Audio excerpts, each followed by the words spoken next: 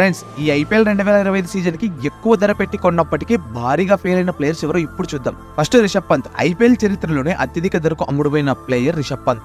LSG పంత్ను 27 కోట్లకు కొనుగోలు చేసింది.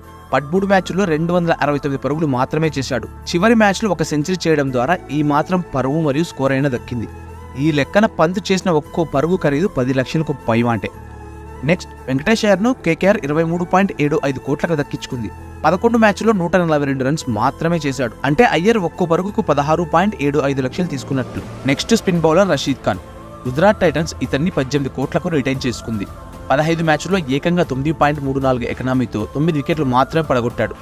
2017 నుంచి ఐపీఎల్ ఆడుతున్న రషీద్కు ఇదే అత్యంత చెత్త రికార్డు. నెక్స్ట్, రింకు సింగ్ను కోల్కతా 13 కోట్లకు రిటైన్ చేసుకుంది. ఫిషర్గా రాణిస్తాడనుకుంటే ఘోరంగా విఫలమయ్యాడు.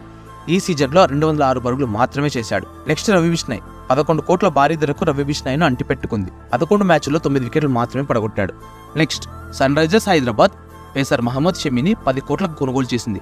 9 మ్యాచ్ల్లో ఘోరంగా 11.23 ఎకనామీతో కేవలం 6 వికెట్లు మాత్రమే తీసుకున్నాడు. ఇంకొక విషయం ఏంటంటే, మహమ్మద్ షమీ టీంలో లేకపోతే ఎస్ఆర్ఎస్ ఈజీగా ప్లే ఆఫ్స్కి వెళ్ళేది. Next, Punjab Kings allrounder Glenn మ్యాక్స్వెల్ను 4.2 కోట్లకు కొనుగోలు చేసింది. ఈ సీజన్లో 7 మ్యాచ్లు 48 పరుగులు మాత్రమే చేశాడు. కాగా 2024 నుంచి 17 మ్యాచ్ల్లో మ్యాక్స్వెల్ చేసినవి కేవలం 100 పరుగులు మాత్రమే కావడం విశేషం. మరి వీరిలో ఎవరిని నమ్ముకోవడం వల్ల టీం ఎక్కువగా నష్టపోయిందో తప్పకుండా కామెంట్ చేయండి. ఈ వీడియో ఇన్ఫర్మేటివ్గా అనిపిస్తే లైక్ చేసి ఈ ఛానల్ను సబ్స్క్రైబ్ చేయండి.